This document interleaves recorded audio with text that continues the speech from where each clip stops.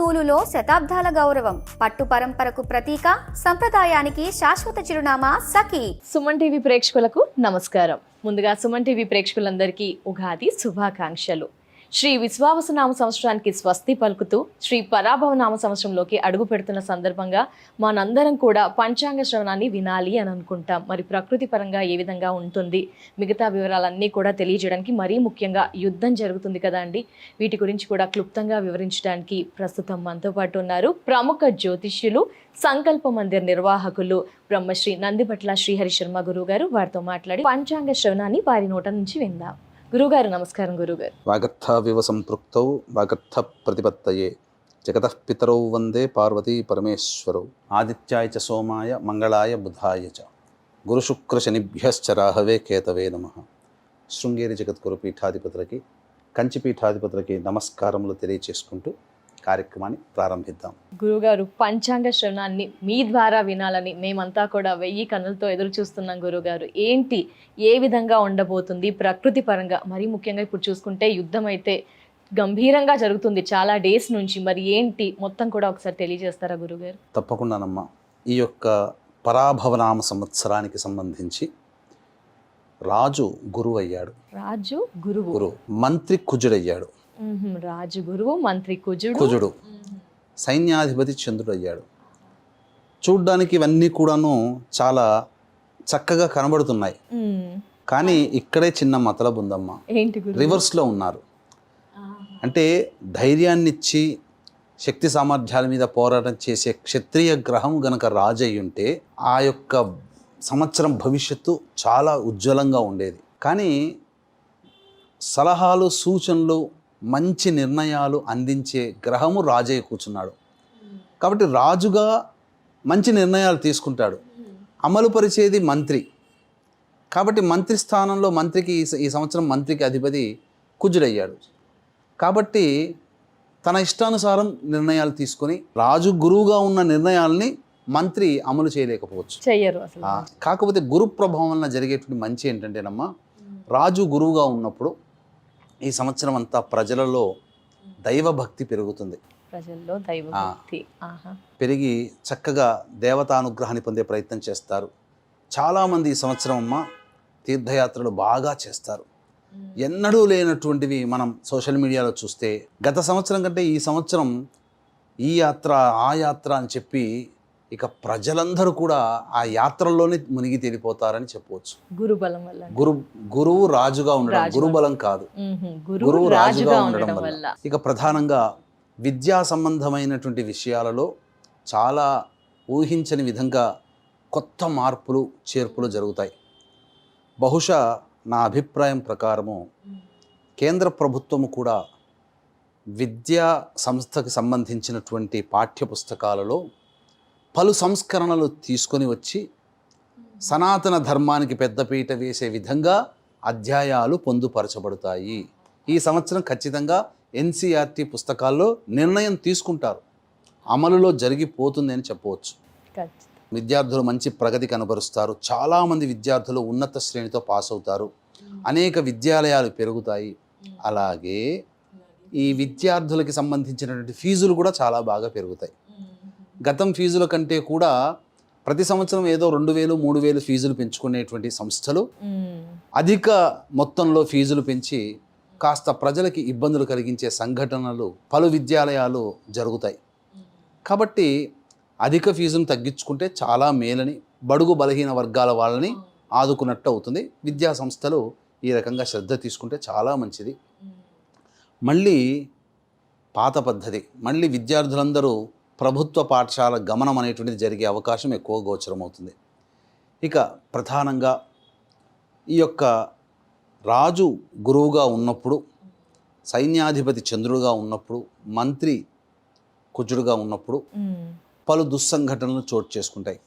విద్యా సంస్థలలో కొన్ని లోపాయి కార్యక్రమాలు జరగడం వల్ల కొంత అపఖ్యాతి కొన్ని సంస్థలు మూటగట్టుకోవాల్సిన పరిస్థితి వస్తుంది విద్యారంగానికి. ముఖ్యంగా సైన్యాధిపతి చంద్రుడు అవ్వడం వల్ల చిన్న పిల్లల్లో మానసిక పరిపక్వత లేకుండా ఉండి ఎక్కువ మంది విద్యార్థులు తల్లిదండ్రులకి కన్నీటి పర్యంతం జరిగే విధంగా సంఘటనలు, అనగా వాళ్ళ ఎమోషన్స్కి ఎక్కువగా ఫీల్ అయిపోయి వాళ్ళు ఎక్కువగా ప్రాయోపవేశము చేసేటువంటి అవకాశాలు ఎక్కువగా గోచరమవుతున్నాయి. కాబట్టి వీక్షించేటువంటి సుమన్ టీవీ ప్రేక్షకుల్లో మీ పిల్లల పట్ల కాస్త జాగ్రత్తగా వ్యవహరించండి. ముఖ్యంగా చంద్రుడు నీచ స్థితి పొందినటువంటి వృశ్చిక రాశిలో జన్మించినటువంటి వాళ్ళు, చంద్రుడు శత్రుక్షేత్రగతులైనటువంటి శుక్రరాశి, మిథున రాశి అనగా వృషభము, మిథునము, కన్య, తుల మరియు మకర కుంభరాశుల్లో జన్మించినటువంటి విద్యార్థుల గల తల్లిదండ్రులు ఎవరైతే ఉంటారో వాళ్ళ పిల్లల్ని జాగ్రత్తగా కాపాడుకోండి. ఎందుకంటే చంద్రుడు ఇక్కడ బలహీనపడతాడు. చంద్రుడు సైన్యాధిపతి అయి ఉండి బలహీనపడినటువంటి సంఘటనల ప్రభావం వలన కాస్త విద్యార్థులు తొందరపాటు నిర్ణయాలు తీసుకొని తల్లిదండ్రులకి కన్నీటి పర్యంతం చేసే అవకాశాలు ఉంటాయి. ఇక ప్రధానంగా బంగారము ధర పెచ్చుమీరుతుంది. ఖచ్చితంగా పెరుగుతుందమ్మా. మీకు ఇప్పటి నుంచి మొదలుకొని మే 31వ తారీఖు వరకు రోజు పెరుగుతూనే ఉంటుంది. మే 31 తర్వాత ఇంకా పెరుగుతుంది. మే 31 నుంచి అక్టోబర్ 30వ తారీఖు మధ్య కాలంలో బంగారు ధరలు, విలువైన వస్తువుల ధరలు చాలా ఎక్కువగా పెరుగుతాయి. శనగ పంటకి విపరీతమైన డిమాండ్ పెరుగుతుంది. శనగ పంట కొరత ఏర్పడుతుంది. శనగ పంటకి వేరుశనగ కాదమ్మా, మామూలుగా మనం శనగలు కొమ్ము శనగలు అంటారు, వాటికి విపరీతంగా డిమాండ్ పెరుగుతుంది. ఇక ప్రధానంగా ప్రతి చోట కూడా ఈ సంబంధించినటువంటి తినుబండారాలు, హోటల్స్, మొబైల్ టిఫిన్ సెంటర్స్, ఎక్కువ మంది యువత ఈ వృత్తిలోకి ఎంచుకుంటారు. ఎక్కువగా వ్యాపారాలు ఫుడ్ సంబంధమైన విషయాల్లో. అలాగే ఈ గురువు ప్రధానంగా సింహరాశి గతుడైనప్పుడు నవంబర్, డిసెంబర్, జనవరి 24వ తారీఖు వరకు ఈ 2.5 నెలల్లో, దాదాపు 3 నెలల్లో ఫుడ్ సంబంధమైన ఇన్ఫెక్షన్స్తో ఎక్కువ మంది బాధలకి గురయ్యేటువంటి అవకాశం సామూహికంగా ఉంటుంది అని చెప్పవచ్చు. ఇక ఈ గురు ప్రధానంగా రాజు అయినటువంటి కారణం చేత చాలామంది తల్లిదండ్రులకి సంతానము కలుగుతుంది. ఆ సంతానం లేక ఇబ్బంది పడేటువంటి జంటలకి చాలామంది మంచి చక్కటి శుభవార్త వింటారని చెప్పవచ్చు. ఇది గురువు ప్రధానంగా రాజై ఉండడం వల్ల కేవలం సలహాలు మాత్రమే తప్ప ఒక రకంగా యుద్ధం చేయలేనటువంటి వాడు గురువు.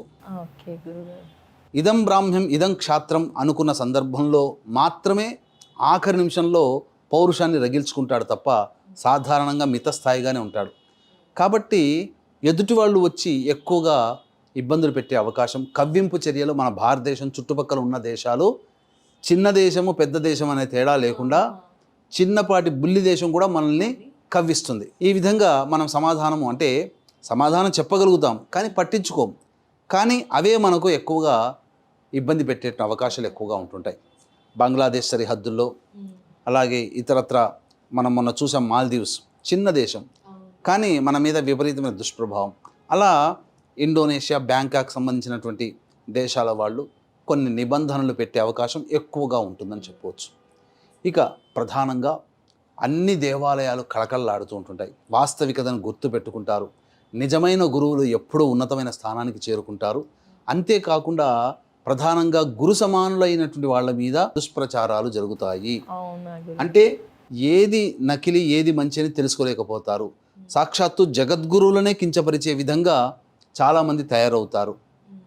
కాబట్టి ఈ గురువు యొక్క అనుగ్రహాన్ని పొందడం కోసం అందరూ కూడా దేవతానుగ్రహాన్ని పొందే ప్రయత్నం చేయాలి. గురువులని సన్మానించాలి, గురువుల ఆశీర్వచనం తీసుకోవాలి, గురువులను ఎప్పుడు కూడా నిందించకూడదు.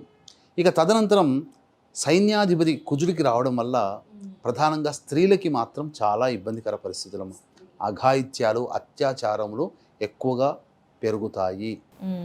ఎక్కువగా కామమే ప్రధానంగా ఈ సంవత్సరం అంతా ఉంటుంది. పాలకులే రాక్షసులుగా మారుతారు. న్యాయం కోసం వెళ్ళిన చోట అన్యాయం ఎదురవుతుంది, అన్యాయానికి గురవుతారు.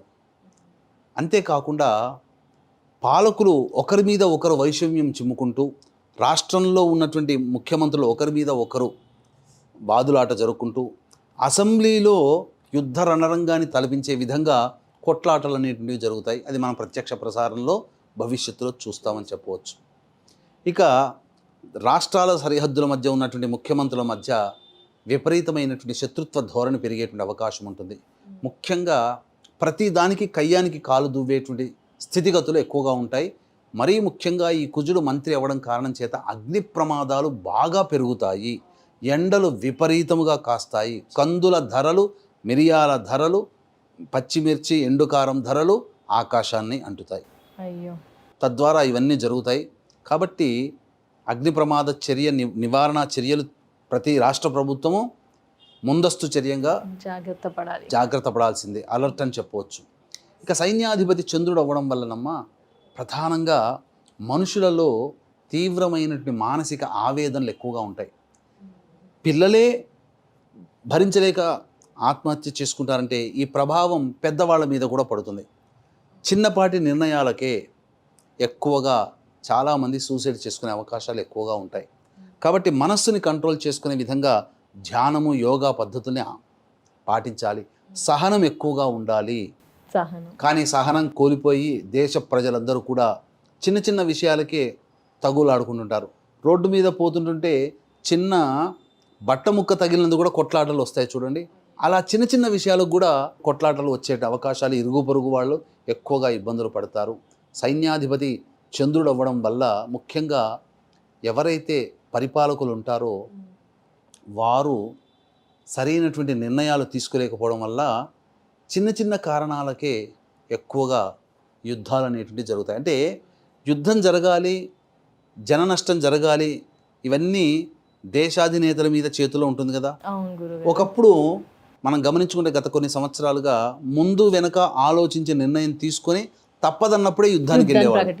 ఇప్పుడు ఇగో ప్రాబ్లమ్స్తో ముందుకు యుద్ధానికి వెళ్ళిపోతున్నారు. ఇప్పుడు మనం జరుగుతున్నటువంటిది ఇరాన్ అండ్ ఇజ్రాయిల్ జరుగుతున్నటువంటి యుద్ధమే దీనికి కారణం. ఇగో ప్రాబ్లమ్స్తోనే జరుగుతున్నాయి తప్ప వాస్తవంగా యుద్ధం చేసుకునేంతగా లేదు. ఇగో సాటిస్ఫాక్షన్ కావట్లేదు. యుద్ధం మాత్రం ఇరాన్ ఇరాక్ యుద్ధం మాత్రం ఇప్పట్లో అయితే తగ్గదు. మార్చి 21 తర్వాత రవి మీనరాశిలోకి ప్రవేశిస్తాడు. కొద్దిగా వెసులుబాటు ఉంటుంది. కానీ మళ్ళీ ఏప్రిల్ 21వ తారీఖు రోజున కూడా కొంత అవకాశాలు వస్తాయి యుద్ధ విరమణకి. ఇరుపక్ష నేతలు వచ్చి సంప్రదింపులు జరగడానికి ఏప్రిల్ 21 తారీఖు అలాగే మార్చి 21 తారీఖు తర్వాత కొంతకాలము అవకాశాలు వస్తాయి. కానీ పాలకులు గనక సరైన నిర్ణయం తీసుకొని స్టాప్ చేసుకుంటే మార్చి 21 తారీఖు తర్వాత యుద్ధం తగ్గుముఖం పడుతుంది, లేదా ఏప్రిల్ 21 తర్వాతనైనా యుద్ధం తగ్గుముఖం పడుతుంది. పరిపాలకులలో సంబంధించి గనక నిర్ణయం తీసుకోకపోతే రావణ కాష్టంలాగా ఎప్పుడూ కార్చిచ్చుగా ఇక కంటిన్యూస్గా ఉంటుంది. ఒకప్పుడు రష్యా ఉక్రెయిన్ యుద్ధం జరిగింది 2023లో, కానీ ఇప్పటికీ జరుగుతూనే ఉంది. అలాగే ఇరాన్ అండ్ ఇజ్రాయిల్ ఇక యుద్ధం జరుగుతూనే ఉంటుంది. ఒక రకంగా చెప్పాలి అనంటే మంత్రిగా ఉండాల్సినటువంటి గురువు రాజు అవ్వడం, రాజుగా ఉండాల్సినటువంటి కుజుడు మంత్రి అవ్వడం వల్ల పరిపాలకులు సరైన నిర్ణయం తీసుకోలేకపోవడం వల్ల ఖచ్చితంగా ఇది థర్డ్ వరల్డ్ వార్కి ప్రారంభ చర్యగా మనం భావించవచ్చు. ఇంతే కాకుండా శుభగ్రహమైనటువంటి గురువు, మరీ ముఖ్యంగా భూగ్రహానికి భూమికి చాలా ఉపయోగపడేటువంటి గురువు, రక్షణ కవచంలాగా కాపాడబడేటువంటి గురుగ్రహము తన యొక్క గమనము ఒకే సంవత్సరం 3 రాశుల్లో జరుగుతూ ఉంటుంది. ఇలా ఎప్పటి వరకు 2025లో ప్రారంభమైనటువంటి ఈ గురుగ్రహ గమనం 2032 వరకు ప్రతి సంవత్సరం ఒక్క రాశిలో ఉండాల్సినటువంటి వాడు 3 రాశులు తిరుగుతూ ఉంటుంటాడు. ప్రతి సంవత్సరం 3 రాశులు. దీని ప్రభావం వలన మీరు గమనించుకుంటే కాలము చాలా వేగంగా పరిగెడుతుంది. మీరు గమనించారా? అప్పుడే మార్చి వచ్చేసిందా, కొన్ని రోజులైతే మార్చి అయిపోతుంది. ఇలా ప్రజల్లో కాలం చాలా స్పీడ్గా తిరిగిపోతుంది. కాబట్టి ఆలోచన చేసి నిర్ణయం తీసుకునేంత సమయం ప్రజలకి ఉండదు. అందుకనే వేగంగా నిర్ణయం తీసుకొని మంచో చెడో అనుభవిస్తారు. కాబట్టి ఖచ్చితంగా ఈ యుద్ధం మాత్రం ముందుకు సాగేదే తప్ప ఆగిపోయేటువంటి ప్రసక్తి ఉండదు. ఒకవేళ అవకాశాలు మాత్రం మార్చి 21 తర్వాత కొంతకాలం ఉంటుంది, అలాగే ఏప్రిల్ 21 తర్వాత కూడా కొంతకాలం ఉంటుంది. మార్చి 21 తర్వాత ఉన్నటువంటి కాలాన్ని వినియోగించుకుంటే అక్కడితో కొద్దిగా సద్దుమణుగుతుంది. ఆ కాలాన్ని సద్వినియోగం చేసుకోకుండా మళ్ళీ ఇగో హట్ అయి మళ్ళీ యుద్ధం ప్రారంభం చేస్తే మళ్ళీ ఏప్రిల్ 21 తారీఖు వరకు యుద్ధం అనేటువంటిది అనివార్యం. తదనంతరం మళ్ళీ కొంతకాలం చర్చలు సఫలీకృతమైతే మంచిది, లేకపోతే మళ్ళీ ఇది అనివార్యంగా జరగవచ్చు. అణుబాంబు ప్రయోగాలకి కూడా దారితీయవచ్చు. ఎందుకనంటే ఇక్కడ రోజు రోజుకి కూడాను వీళ్ళ పరిస్థితులు చాలా విషమించి దాటిపోతున్నాయి. కాబట్టి ఏ నిర్ణయమైనా ప్రధానంగా పాలకులు నిర్ణయం తీసుకోవచ్చు. అందుకనే 3వ తారీఖు మార్చి రోజున ప్రశ్నా శాస్త్రం ద్వారా కట్టుకుంటే నాకు తెలిసినటువంటిది అర్థమైంది ఏంటంటే ఈ యుద్ధం ఇప్పట్లో చల్లారదమ్మా. కాబట్టి ప్రజలకి సంబంధించి చాలా పాలకులు సమాధానం చెప్పుకోవాలి. అన్నిటికంటే ముఖ్యంగా ఒకప్పుడు ఒక దేశంలో నుంచి ఇంకో దేశానికి యుద్ధం అయితే ఆ రెండు దేశాలే ఇబ్బందులు గురయ్యేది. కానీ వసుధైక కుటుంబంగా మారి ప్రపంచమే కుగ్రామంగా మారిపోయి ప్రతి దేశం యొక్క అవసరాలు ఇంకొక దేశం మీద ఆధారపడి ఉండడం, ఈ కారణం చేత ప్రపంచం మొత్తం కూడా సఫర్ అయ్యే అవకాశాలు ఎక్కువగా ఉన్నాయి. అణుయుద్ధానికి కూడా దారి తీసే అవకాశాలు, ముఖ్యంగా మార్చి 21 తర్వాత చర్చలు సఫలీకృతం కాకుండా ఉన్నందువలన ప్రత్యక్ష యుద్ధంలోకి వెళ్ళే అవకాశాలు ఉంటాయి. అంటే ఆన్ రోడ్ యుద్ధాలు అనేటువంటి జరుగుతాయి. ఇప్పటి వరకు ఎయిర్ టు ఎయిర్ జరిగాయి, ఇక ఆ ఎయిర్ టు ఎయిర్ ఉండదు, డైరెక్ట్గా సోల్జర్స్తో యుద్ధమే జరిగే అవకాశం ఉంటుంది. కాబట్టి ప్రధానంగా ఈ సంబంధించినటువంటి కలుషిత ఆహారం వల్ల ఈ సంవత్సరం చాలామంది రోగాల బారిన పడతారు.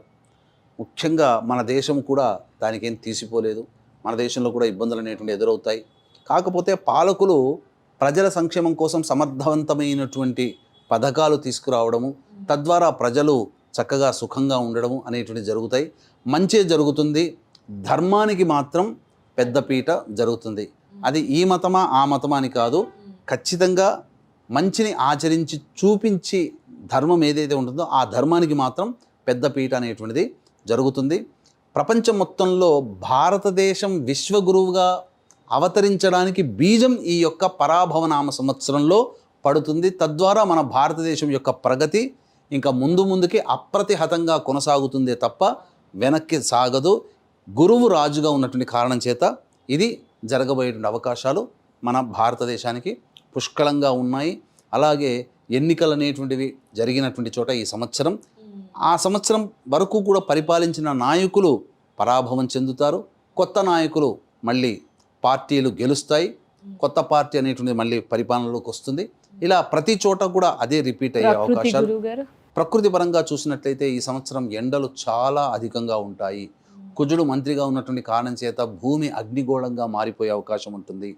ఇంకా ముఖ్యంగా మేఘాధిపతి అయినటువంటి వాడు బుధుడు అవ్వడం వల్ల, అలాగే నీరసాధిపతి గురుడు అవ్వడం వల్ల, ధాన్యాధిపతి కూడాను బుధుడు అవ్వడం వల్ల పంటల ధరలకి రెక్కలు ఎక్కువగా వస్తాయి. ప్రతి పంట కూడాను అధిక దిగుబడి, పత్తి పంట అధిక ధరకు వస్తుంది. అలాగే నవధాన్యాలు అపరాలు అని అంటారు, ఆ పంటలు, ఆ ధరలు కూడా పెరుగుతాయి. అయితే వర్షపాతం మాత్రం సాధారణంగానే ఉంటుంది. అతివృష్టి అనావృష్టి అనేటువంటిది ఉండదు. కాకపోతే బాగా వర్షాలు పడ్డ అడవి కాచిన వెన్నెలలాగా అడవులు, పర్వత ప్రాంతాలు, లోయలు, గుట్టల్లోనే అధిక వర్షపాతం, జనసమూహంలో వర్షపాతము ఉండదు, సాధారణంగానే ఉంటుంది. కాబట్టి చక్కగా ఈ సంవత్సరం దైవానుగ్రహాన్ని అందరూ గనక పొందే ప్రయత్నం చేస్తే, రాజు గురుగా ఉన్నటువంటి కారణం చేత ప్రధానంగా అతి శీఘ్రంగా మనం అదృష్టం కొద్దీ మనం ఎక్కువ పుణ్యాన్ని సంపాదించుకోవడానికి మార్గాలు ఎక్కువగా ఉంటాయి. కాబట్టి అందరూ కూడా ధర్మ నిరతితో జీవించినట్లయితే తప్పకుండా మనం ఈ సంవత్సరం కాదు 2032 వరకు ఎన్ని ఇబ్బందులు అనేటువంటివి ప్రపంచవ్యాప్తంగా ఎన్నో జరుగుతున్నాయి, మన కంటితో చూస్తుంటాం. ఆ ఇబ్బందుల నుంచి అన్నిటి నుంచి బయటపడాలంటే మనం ఖచ్చితంగా ఈ సంబంధించినటువంటి దేవతా ఆరాధన ఎక్కువగా చేయాలి. ఎక్కువగా దేవాలయాలు, ముఖ్యంగా రాజు గురువుగా ఉన్నప్పుడమ్మా ప్రధానంగా జరిగేటువంటి సంఘటనలు తలుచుకుంటే చాలా ఆనందం వేస్తుంది. కాశీలో వివాదాస్పదంగా మారినటువంటి స్థలం ఏదైతే ఉంటుందో అది తీర్పు సిద్ధమైపోతుంది. మళ్ళీ అనేక కట్టడాలు, మందిరాలు నిర్మించి మన దేవాలయాల మీద మందిరాలు నిర్మించారు. ఆ ఆనవాళ్ళన్నీ కూడా కొత్తగా బయటికి వచ్చి అవంతా కూడాను ఒకప్పుడు హిందూ సనాతన ధర్మం ఇక్కడ ఉన్నది, ఆ దేవాలయాల ఆనవాళ్ళు ఉన్నాయని చెప్పి మళ్ళీ తిరిగి మన దేవాలయాల్ని మళ్ళీ తిరిగి మనం పొందుతాము. ముష్కరుల దాడిలో, మొఘల్స్ దాడిలో ధ్వంసమైన దేవాలయాలు పునరుద్ధరించబడతాయి.